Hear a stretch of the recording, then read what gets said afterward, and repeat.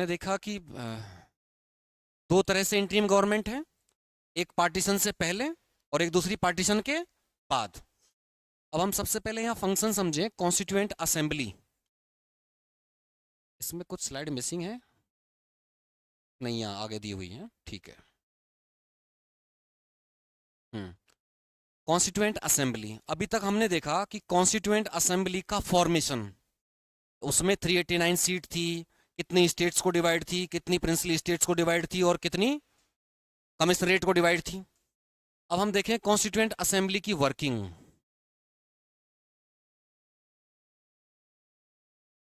First meeting constituent assembly की first meeting कब होती है? 9 दिसंबर 1946। और फर्स्ट मीटिंग में बस दो काम होते हैं। First, doctor Sachchidananda Sinha was elected, appointed as the temporary president of constituent assembly। Doctor Sachchidananda Sinha को क्या बना दिया जाता है? अस्थायी या टेम्परेरी अध्यक्ष, प्रेसिडेंट बना दिया जाता है। किसका? कॉन्स्टिट्यूएंट असेंबली, संविधान सभा का। इन्हीं के साथ साथ वाइस प्रेसिडेंट बनाए जाते हैं फ्रैंक एंथोनी, और ये भी टेम्परेरी होते हैं। यानी ये टेम्परेरी है कब तक? जब तक कोई परमानेंट ना बने तब तक के लिए। तो फर्स्ट मीटिंग 9 दिसंबर ऑफ 1946। दो दिन बाद सेकंड मीटिंग होती है 11 दिसंबर, 11 दिसंबर को। और अब यहां जो टेम्परेरी वहां बनाए थे, अब यहां परमानेंट बनाने का काम किया जाता है। अब परमानेंट में, वहां टेम्परेरी में क्या था? एक प्रेसिडेंट और एक वाइस प्रेसिडेंट। अब यहां एक प्रेसिडेंट और दो वाइस प्रेसिडेंट बनेंगे। एक प्रेसिडेंट और दो वाइस प्रेसिडेंट। वहां डॉक्टर सच्चिदानंद सिन्हा क्या थे? टेम्परेरी प्रेसिडेंट थे। अब परमानेंट डॉक्टर राजेंद्र प्रसाद बना दिए जाते हैं, और इनके साथ साथ दो वाइस प्रेसिडेंट, हरिंद्र कुमार मुखर्जी। ये कई जगह कुमार की स्पेलिंग COOMAR मिलेगी आपको। और दूसरा VT कृष्णामाचारी। तो दो कौन कौन बन गए? पहले क्या थे? टेम्परेरी में बात करें तो डॉक्टर सच्चिदानंद सिन्हा प्रेसिडेंट और vice president Frank Anthony. Permanent की अगर हम बात करें तो डॉक्टर राजेंद्र प्रसाद परमानेंट प्रेसिडेंट, और दो वाइस प्रेसिडेंट कौन कौन? हरिंद्र कुमार और दूसरा VT कृष्णा माचारी। दोनों बना दिए जाते हैं। दो दिन बाद फिर से, यानी 9 दिसंबर को परमानेंट, दो दिन बाद 11 दिसंबर को परमानेंट, सॉरी 9 दिसंबर को टेम्परेरी, 11 दिसंबर को परमानेंट। फिर उसके दो दिन बाद फिर मीटिंग होती है 13 दिसंबर को। और 13 दिसंबर को objective resolution, what is the objective of our constituent assembly, resolution about the objective of constituent assembly was introduced by the Jawaharlal Nehru in constituent assembly having 8 articles। उद्देश्य प्रस्ताव पारित करते हैं पंडित जवाहरलाल नेहरू। कब? 13 दिसंबर को 1946 को। क्या होता है उद्देश्य प्रस्ताव या ऑब्जेक्टिव रेजोल्यूशन? कि हम जो आगे कॉन्स्टिट्यूशन बनाना चाहते हैं, उस कॉन्स्टिट्यूशन का ऑब्जेक्टिव क्या है हमारा, हम कैसा कॉन्स्टिट्यूशन बनाना चाहते हैं, उसकी प्लानिंग, एक ड्राफ्ट होना चाहिए। और बाद में यही ऑब्जेक्टिव रिजोल्यूशन हम कॉन्स्टिट्यूशन जब पढ़ेंगे तो उसकी प्रीएम्बल मिलेगा हमें। प्रीएम्बल जिसको बोलते हैं प्रस्तावना। आपने कोई भी बुक देखी है तो बुक में सबसे पहले प्रीफेस लिखा होता है एक पेज पर, और उसमें कुछ कुछ लिखा होता है कि बुक के बारे में, कुछ लिखा होता है कि राइटर के बारे में या बुक के बारे में।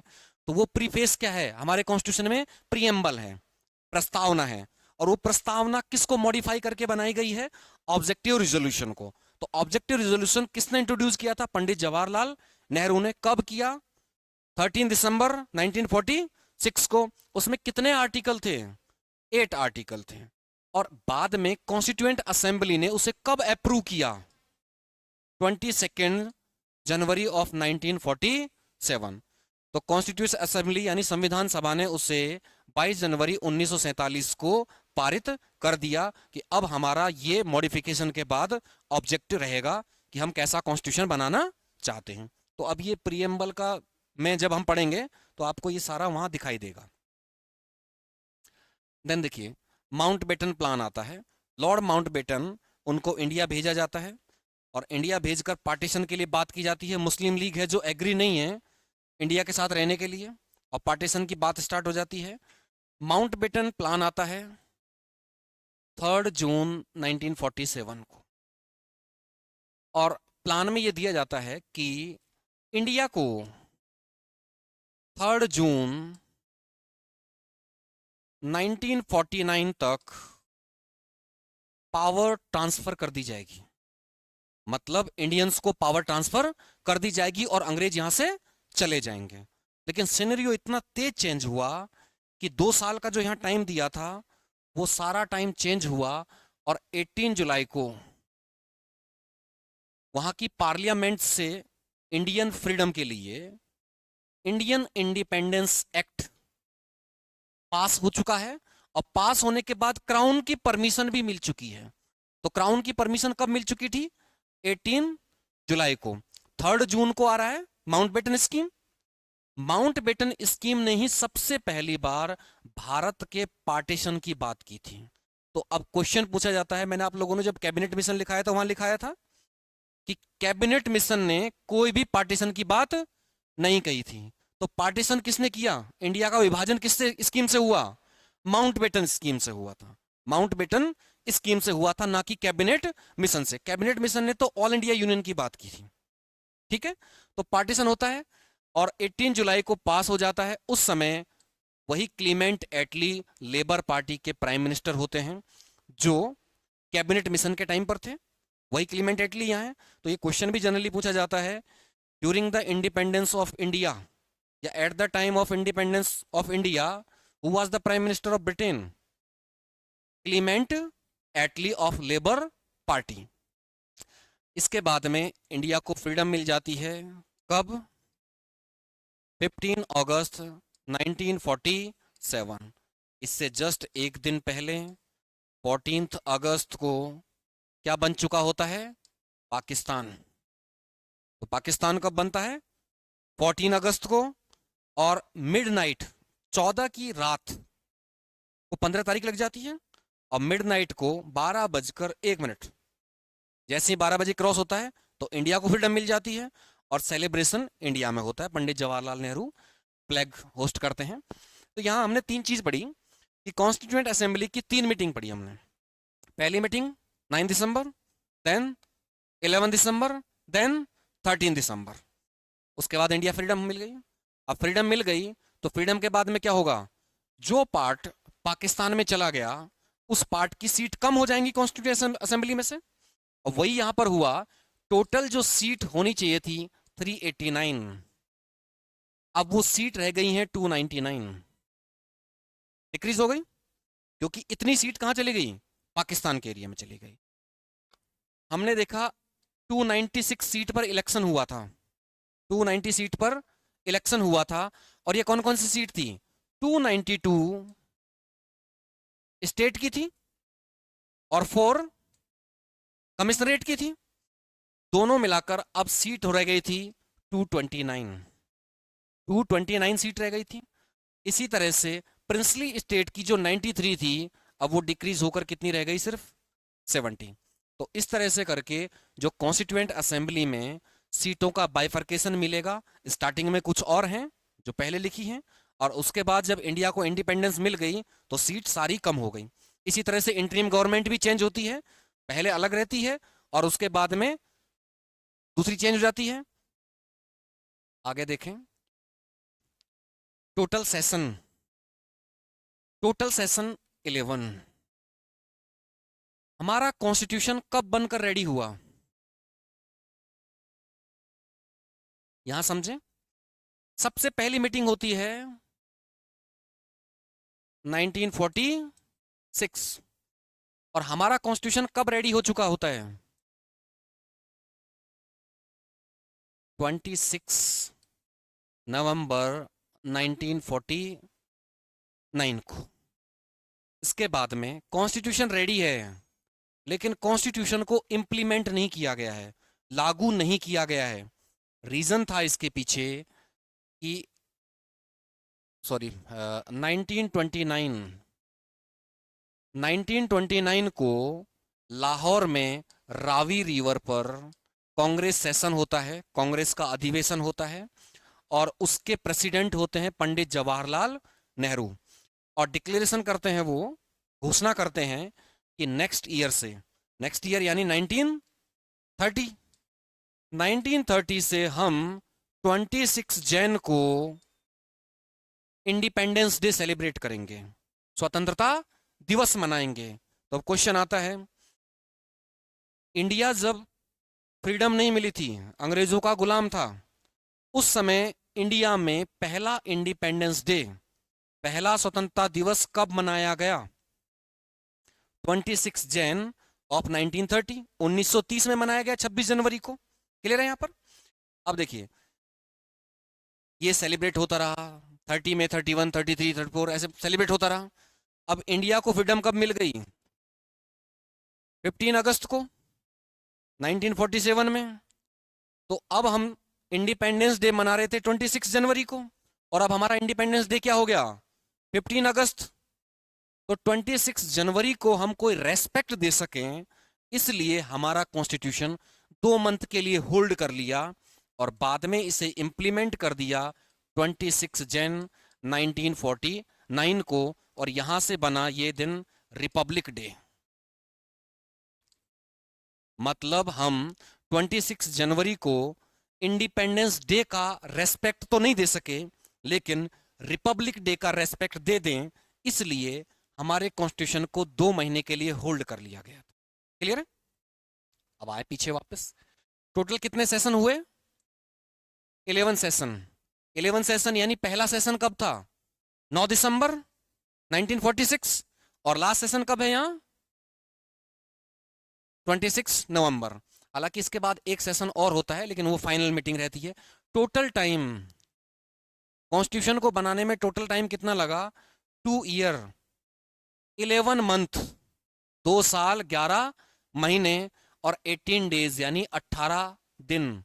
कब तक काउंट करना है? 9 दिसंबर से काउंट करना है और 26 नवंबर तक काउंट करना है। क्लियर है? Then last session, 12th session यानी लास्ट मीटिंग कब होती है? 24 जैन 1950 1950 को 26 जनवरी से 2 दिन पहले लास्ट मीटिंग होती है। लास्ट मीटिंग में क्या डिसाइड होता है वो हम आगे पढ़ेंगे अभी। टोटल कॉस्ट कॉन्स्टिट्यूशन को बनाने में टोटल कॉस्ट कितनी आई? नियर अबाउट 64 लाख, लगभग 64 लाख रुपए, 63.96। डिस्कशन ऑन ड्राफ्ट, हमारे कॉन्स्टिट्यूशन का ड्राफ्ट कैसा रहे उसके लिए एक कमिटी आगे हम पढ़ेंगे, ड्राफ्टिंग कमिटी, और उसके चेयरमैन, उसके प्रेसिडेंट होंगे डॉक्टर भीमराव अंबेडकर। तो ड्राफ्ट हमारे कॉन्स्टिट्यूशन का कैसा रहेगा उस पर डिस्कशन हुआ। तो टोटल डिस्कशन कितने दिन था? 114 डेज। देन सिग्नेटरीज, जिस दिन ये लास्ट मीटिंग हुई उस दिन लोगों ने सिग्नेचर किए, जो जो कॉन्स्टिट्यूएंट असेंबली में थे। तो टोटल कितने मेंबर थे? कितनी सीट थी? 299। कितनी सीट थी? 299 सीट थी। लेकिन 299 मेंबर अवेलेबल नहीं थे। कितने ने किया? 284। याद रहेगा? यानी 299 सदस्य होने चाहिए थे, लेकिन 284 सदस्यों ने हमारे संविधान पर साइन किया था लास्ट टाइम में। कब? 24 जैन 1950। इनमें से 8 वुमेन भी थी। महिलाएं कितनी थी? 8। अच्छा, वुमेन सीट कितनी मिली थी? महिलाओं को सीट कितनी मिली थी? पीछे कहीं याद है? 15 सीट मिली थी महिलाओं को, है ना? नेक्स्ट देखें, कॉन्स्टिट्यूशनल एडवाइजर, संवैधानिक सलाहकार। बहुत क्वेश्चन पूछा जाता है कि कॉन्स्टिट्यूशनल एडवाइजर कौन था, संवैधानिक सलाहकार कौन था? बीएन राव। कौन थे? BN Rao. Constitutional secretary, secretary कौन था? HVR Iyengar. HVR Iyengar. Then symbol या सील, जैसे हर चीज की कोई सील होती है, कोई मोहर होती है, तो हमारे कॉन्स्टिट्यूशन की जो सील थी, मोहर थी, वो क्या थी? एलिफेंट या हाथी। तो हाथी छाप मोहर थी हमारे संविधान के लिए। यहां तक फैक्ट फैक्ट याद है? किसी को इनमें कोई डाउट? लिखें पहले।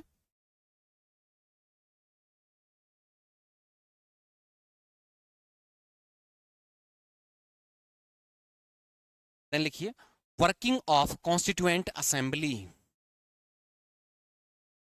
संविधान सभा की कार्यवाही। वर्किंग ऑफ कॉन्स्टिट्यूएंट असेंबली, संविधान सभा की कार्यवाही। फर्स्ट पॉइंट लिखें,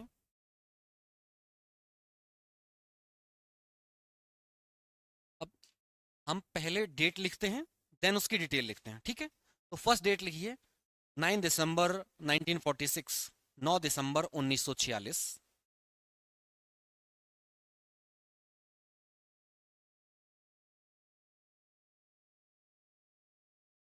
डैश करके लिखें। First meeting of the constituent assembly was held, संविधान सभा की पहली बैठक संपन्न हुई या पहली बैठक हुई। In which doctor Sachchidananda Sinha, doctor Sachchidananda Sinha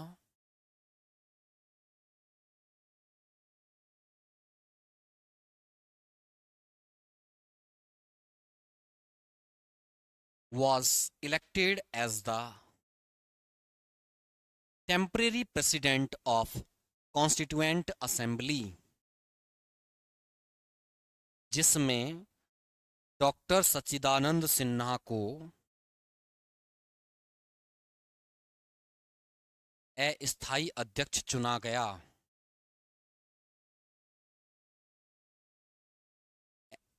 and Frank Anthony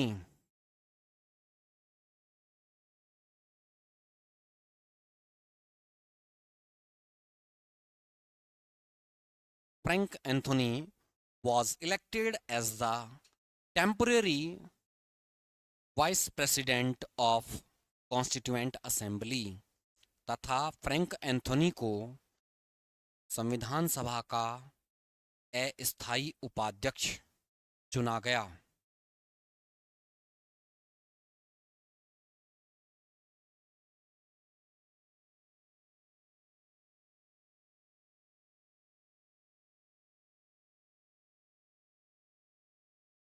first meeting या फर्स्ट सेशन कंप्लीट। अब सेकंड सेशन आएगा तो फिर से डेट लिखनी है, नेक्स्ट डेट 11 दिसंबर 1946, 11 दिसंबर 1946। जो वर्डिंग वहां यूज की है सेम वर्डिंग यहां यूज कर लीजिए। Second session oblique meeting was held, दूसरी बैठक संपन्न हुई। इसकी कॉन्स्टिट्यूएंट असेंबली की दूसरी बैठक संपन्न हुई। In which doctor Rajendra Prasad was elected as the president of constituent assembly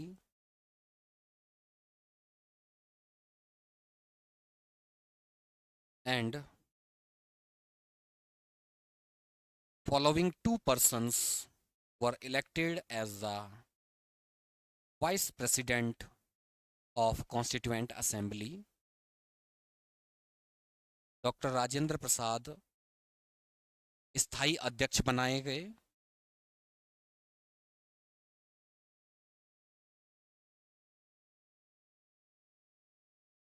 तथा निम्न दो सदस्य उपाध्यक्ष चुने गए। क्या छूट गया इंग्लिश में? कहां तक लिखा है बेटा?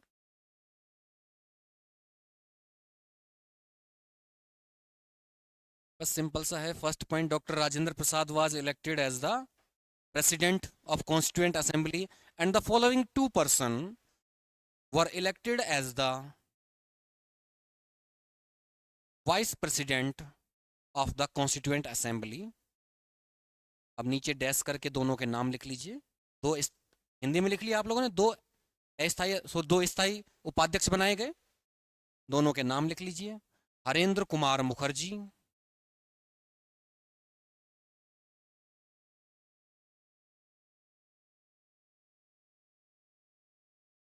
और सेकंड हैं वीटी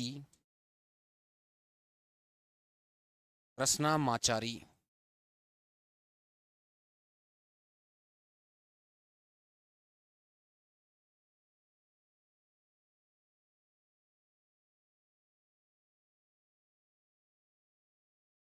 सेकंड कंप्लीट हो गया, अब थर्ड सेशन स्टार्ट होगा।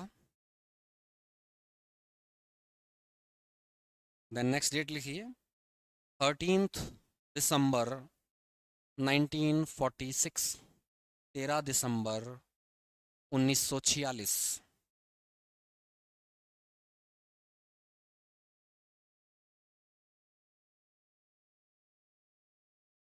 इसमें मेंशन करिए on this day, on this day Pandit Jawaharlal Nehru, Pandit Jawaharlal Nehru introduced the objective resolution in the Constituent Assembly। इस दिन पंडित जवाहरलाल नेहरू द्वारा उद्देश्य प्रस्ताव संविधान सभा में पेश किया गया, संविधान सभा में पेश किया गया। Next point, it had 8 articles, इसके 8 अनुच्छेद थे। अनुच्छेद इस तरह का,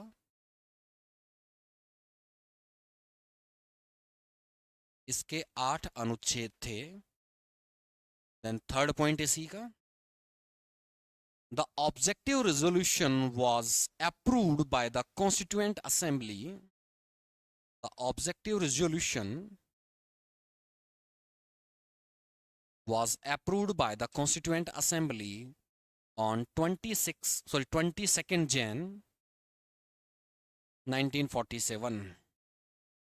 उद्देश्य प्रस्ताव को संविधान सभा द्वारा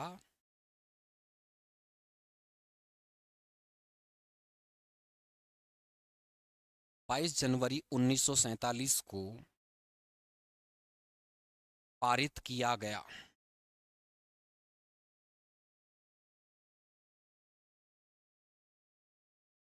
नेक्स्ट पॉइंट इसी में मेंशन करिए। Next point, after some amendments, after some amendments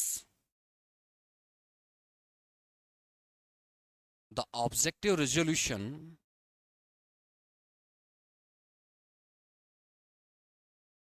became the preamble of our constitution।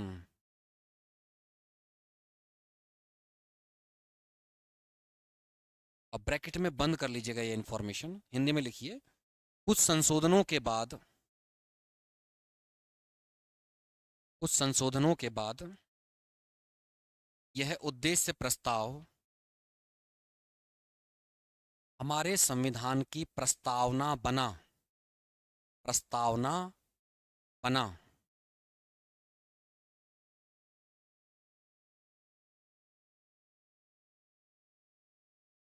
Then Mountbatten plan, Mountbatten योजना, क्या छूट गया बेटा? देखिए माउंटबेटन योजना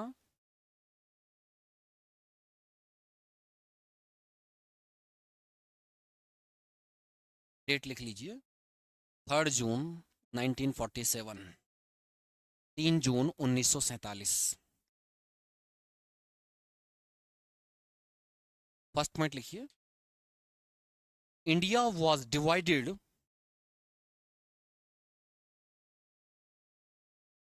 as per the Mountbatten plan.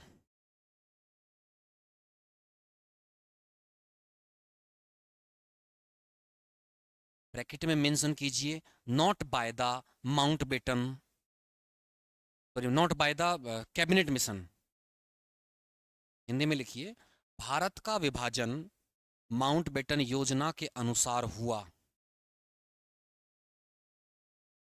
Mountbatten योजना के अनुसार हुआ, ब्रैकेट में लिख लीजिएगा, ना कि कैबिनेट मिशन के अनुसार। अब ये लाइन क्लियर हो गई होगी। डिवाइडेशन किससे हुआ है? माउंटबेटन स्कीम से हुआ है। नेक्स्ट पॉइंट लिखें। It mentioned that power will be transferred to Indians, that the power will be transferred to the Indians till 3rd June of 1949। इसमें कहा गया कि भारत को शक्ति हस्तांतरण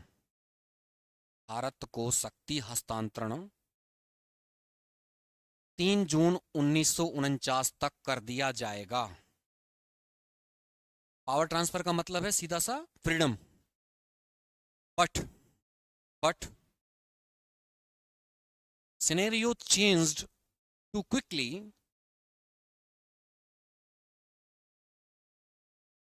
that India got freedom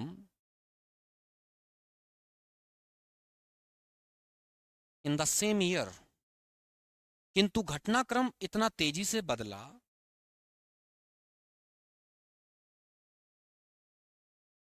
कि भारत उसी साल आजाद हो गया। सिनेरियो was changed या scenario change to quickly that India got freedom in the same year। तो सेम ईयर का मतलब 1947।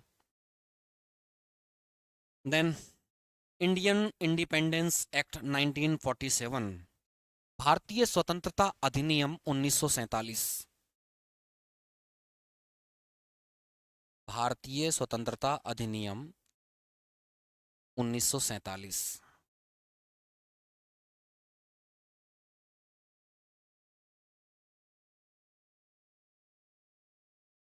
The act got the consent of Crown. The act got the consent of the Crown on 18th July of 1947।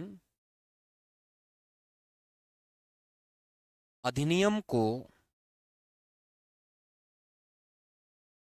Crown oblique महारानी की सहमति 18 जून 1947 को मिल गई and India got freedom on 15th अगस्त 1947। अधिनियम को क्राउन या महारानी की सहमति 18 जून 1947 को मिल गई तथा भारत 15 अगस्त 1947 को आजाद हो गया।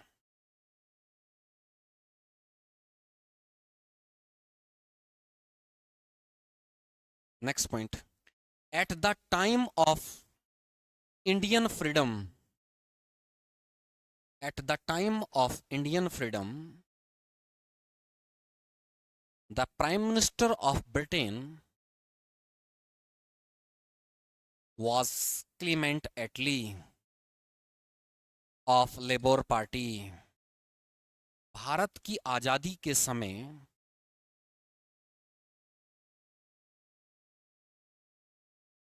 ब्रिटेन का प्रधानमंत्री या ब्रिटेन के प्रधानमंत्री क्लीमेंट एटली थे।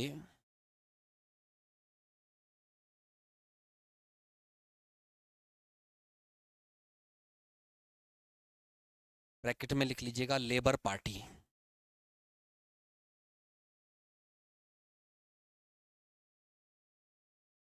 तो इंडिया को फ्रीडम दिला दी हमने। अब फ्रीडम के बाद क्या होगा? सीट में चेंज आएगा, तो वो सीट का चेंज हम लिख लें, constituent assembly seats after Pakistan partition, या आफ्टर पार्टीशन बस लिख लीजिए।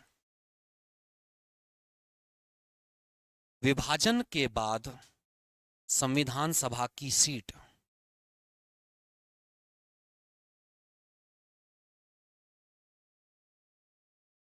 एक्चुअल में पाकिस्तान का पार्टीशन नहीं हुआ, पार्टीशन तो इंडिया का हुआ था।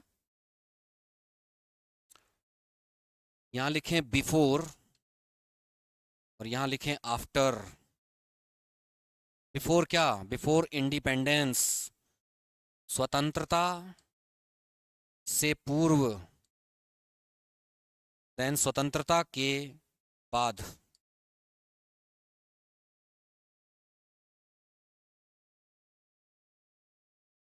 Total seats 389। After independence total seat 299।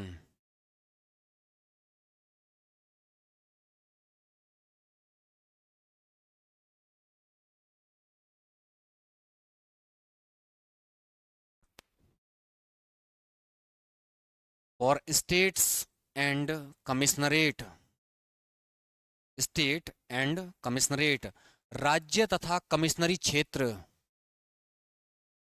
राज्य तथा कमिश्नरी क्षेत्र। पहले कितनी थी? 296, देन डिक्रीज टू 299, सॉरी 229, 229। इसी तरह से थर्ड, प्रिंसली स्टेट्स, या प्रिंसली स्टेट को हिंदी में क्या बोलेंगे? रियासत।